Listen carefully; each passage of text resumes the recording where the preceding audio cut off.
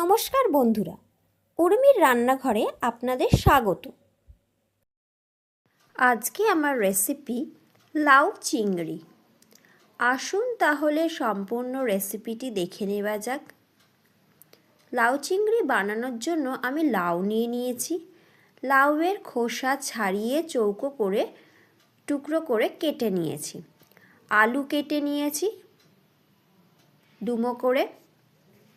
এবারে কড়াইতে সর্ষের তেল দিয়ে দিয়েছি, তাতে নুন আর হলুদ দিয়ে আগে থেকে চিংড়ি মাছ আমি বেছে ধুয়ে রেখেছিলাম, সেই চিংড়ি মাছটা দিয়ে ভালো করে হালকাভাবে ভেজে তুলে রেখে দিলাম।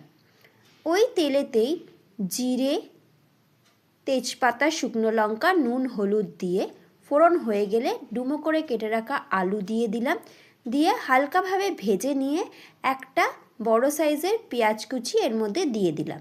1 চামচ আদা বাটা দিয়ে দিলাম তেলের মধ্যে, কাঁচা লঙ্কা কুচি, টমেটো বাটা,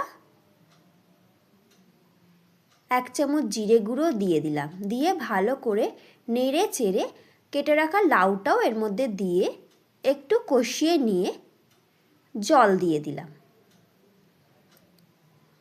ফুটে গেলে লাউটা সিদ্ধ হয়ে গেলে এর ওপর দিয়ে আমি